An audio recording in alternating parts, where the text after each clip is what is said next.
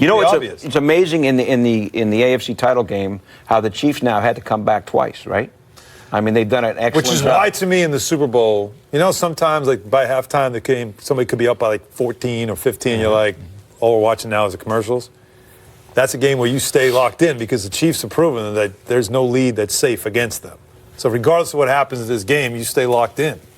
I love this matchup. I mean, these two teams in the Super Bowl couldn't be better. There's so many storylines with Andy Reid and then, you know, the resurrection of San Francisco after being down for so long, and that's what the NFL is all about. I mean, you can turn it around in no time with the parity in that league. Coach Shanahan's doing a tremendous job. Jimmy Garoppolo kind of, now you see why maybe New England didn't want to let him go and maybe they wanted Garoppolo he threw 8 passes. This was all about what the Niners were able to do with their run game, that ground and pound. Rodgers said if this game was played at Lambeau, maybe it'd be different. What do you mean? Like, that's the same exact way you'd want to play in cold weather. It's incredible the way they were able to just absolutely manhandle the Packers and get whatever they wanted. And it was from start to finish. I mean, they completely dominated that football game and made you think that, what, is this week 2 of the NFL season right now? This can't be. Repeat of week 12 is what it was. Exactly, it was. You know what's amazing is the running of Raheem Mostert. Okay, this guy has been cut 7 times.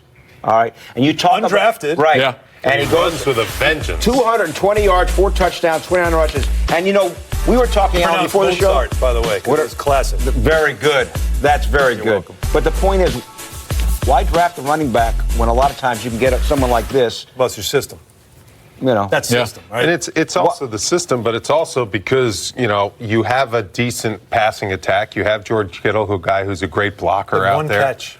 I know, but so what? But you mentioned the blocking. The thing with Kittle, what a great example he set. A superstar tight end who basically said, our plan is to run, then I'm going to block with everything I've got. And if you watched him block, he gave it all he had. Total beast. Right? There's just something phenomenal. Yeah, I mean, everybody bought into the game plan. They understood that Green Bay wouldn't be able to stop them if they committed to the run, and that's exactly what it was. And so you have a guy that says that before each game, he looks at the cut dates of all the teams that let him go. The Chicago Bears was one of those teams. Jets too, I don't know what's going on. Jets too, by the way. Jets too. So, I mean, he has a long list. So he's looking at that. He's like, all right, this is my time to shine. He goes out and just kills it, does a great job. 1/5 of his career yards was in that game. It's unbelievable. Wow. Just goes to show you, if you got the line, that's the line is huge. Well, and that's what John Lynch did. There's the story, too. Parts. Yeah. Tevin Coleman can do it. Anyone can do it. The 49ers were in a bad place, like you mentioned, right? And they bring John Lynch in, which was a bit of a surprise. They already had Kyle Shanahan, which a young guy with obviously his father has the lineage there, and he had done the job as an OC. But the two of them together and how they were able to build up that franchise, you get the high pick. Bosa turns into a fantastic defense. Is unbelievable. D Ford, spending the money on D Ford, that was smart too. But they're also explosive offensively. Well, offensively, but it started they're very good. at the line of Garoppolo scrimmage. doesn't get credit. When he needs to, he makes plays for this team in the air attack, and he's going to need to in the Super Bowl, but he's very capable of it. I just wish Shanahan would throw in more throwing plays for Garoppolo. I mean, this guy's only threw the ball, 8 times the other game? Like, come on, what's going on? He's well rested. I know.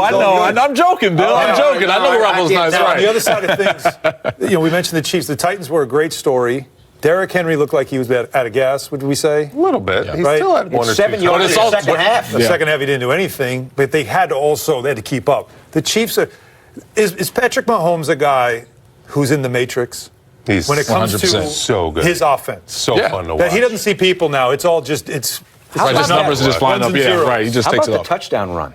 Yeah, no, that was crazy. Well, could it be any slower? Such a backbreaker. It was almost in slow motion the way he was running, yet he was elusive, and then he tiptoes. And that's the underrated part of his game, that he's elusive, that he can see those things. So many people are worried about him beating them with his arm. And he's like, okay, well, I got a little wheels, too. Yeah. If I need to pick up a first down, I'll go for a touchdown run like I did the other day. He was in the school zone. He was running in the school zone. And he's having fun out there, too. Right? I mean, he was playing his favorite song in his head the entire game. I mean, he was just out there having fun. He was not breaking records with that speed at all.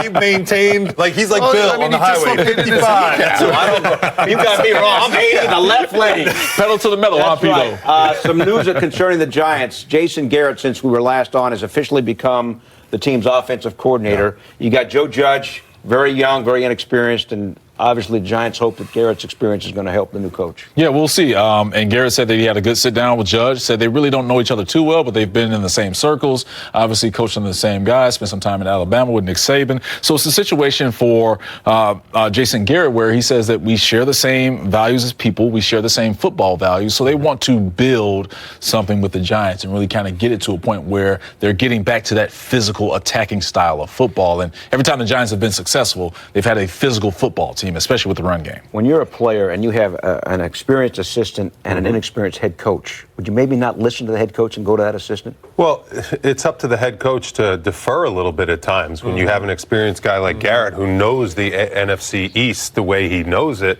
to just say, okay, take the lead, be the head coach on a few of these, play calls, on a few of these schemes, on a few of these game plans. And the best head coaches, they always say it, I'm only as good as my staff. They rely on their staff. They don't have this superiority complex where they have to be the guy, where they have to be the dominant voice all the time. Because when you are that dominant voice all the time, at times your players are going to tune you out. Yeah. So you need assistant coaches, offense coordinators, defense coordinators, that you let them do their thing. You don't hover over them, and you let them coach their sides of the ball. And I think that's what Joe Judge is going to do. What we're seeing in the NFL, too, is if you're not a specialist like Andy Reid, offense, obviously, there's certain players, certain coaches that have that background, they're going to make the play calls.